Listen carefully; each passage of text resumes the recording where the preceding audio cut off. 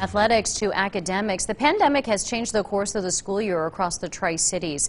Attendance regulations for winter sports are causing a financial strain for high school athletic departments, leading the Tennessee Secondary School Athletic Association to force game officials to take a pay cut.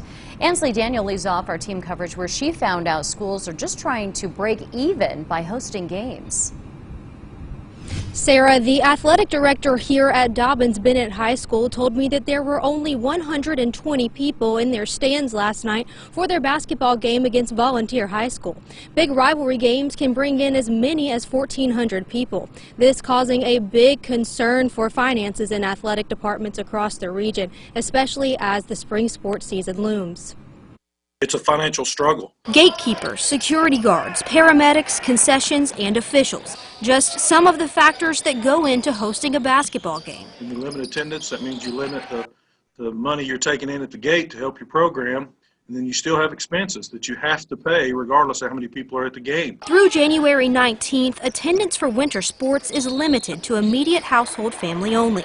Before that, schools were only allowed to host 1/3 of their capacity for fans. It's cut us, probably 90% of our revenue for basketball. One night of JV and varsity games could cost $950 to host, forcing schools to barely break even and in some cases lose money. Our gate goes to general athletics, so that supports all athletics here at Hampton High School.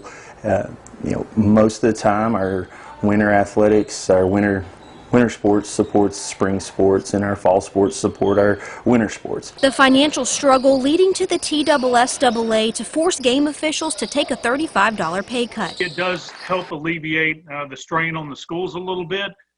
The officials are making a little less, but the positive is they're still having 3 officials work each game. Referees were already juggling last-minute game changes and COVID exposures as well as illness. I've caught COVID this year at the gymnasium.